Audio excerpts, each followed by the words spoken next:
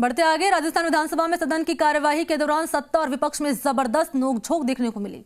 तल्खी इतनी बढ़ गई कि बीजेपी के विधायक वेल तक पहुंच गए।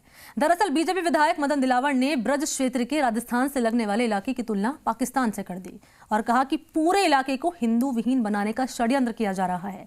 इस क्षेत्र के 109 गांव हिंदू विहीन हो गए हैं।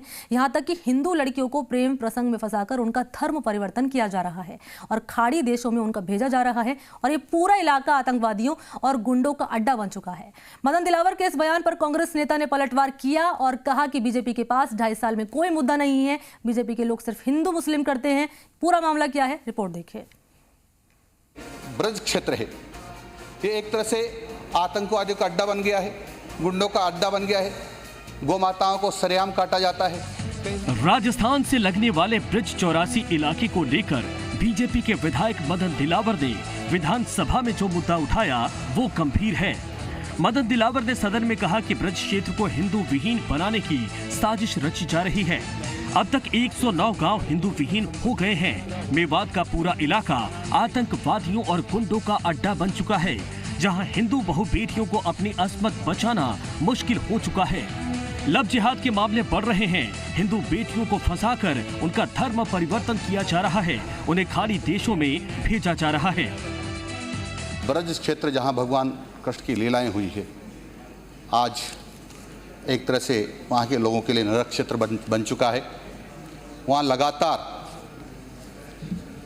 माताओं बहनों के साथ बलात्कार हो रहे हैं, उनको उठा के ले जाया जा रहा है। अनुसूचित जाति के लोगों की ज़मीनों पर कब्जा करके वहाँ भगाया जा रहा है। वहाँ मंदिरों को ध्वस्त करके, मंदिरों को अपवित्र करके वहाँ पर उसमें मस्जिदें बनाई जा रही है और एक तरह से पूरा का पूरा क्षेत्र एक बहुत बड़ा, मैं कहूँ तो अतिशयोक्ति नहीं होगा, कि आतंकवादियों का अड्डा बन गया है। मदन दिलावर के मामले को सुनते ही कांग्रेस के लोग बिफर उठे। सदन में गोविंद सिंह डोटासरा ने कहा कि बीजेपी के पास कोई मुद्दा नहीं है, जब देखो तब हिंदू मुसलमान ही करती है और आरएसएस की पाठशाला में इनको यही पढ़ाया जाता है।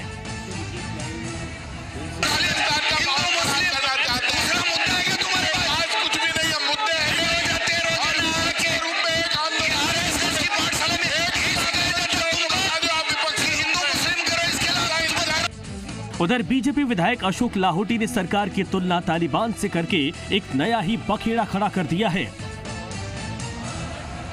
जिस दिन से ये सरकार राजस्थान में आई है, उस दिन से राजस्थान में ऐसा लग रहा है जैसे कोई तालिबान का राज आ गया हो। बिल्कुल अंधेड़ नगरी चौपट राजा हो रहा है और राजस्थान में कांग्रेस की सरकार और तालिबान के राज में कोई फर्क नहीं है।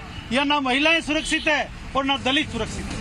अशोक लाहोटी के बयान पर कांग्रेस विधायक रफीक खान ने पलटवार किया। रफीक खान ने कहा कि बीजेपी नेताओं की मानसिकता बिगड़ गई है, उन्हें जाति और धर्म से इतर सोचने की जरूरत है।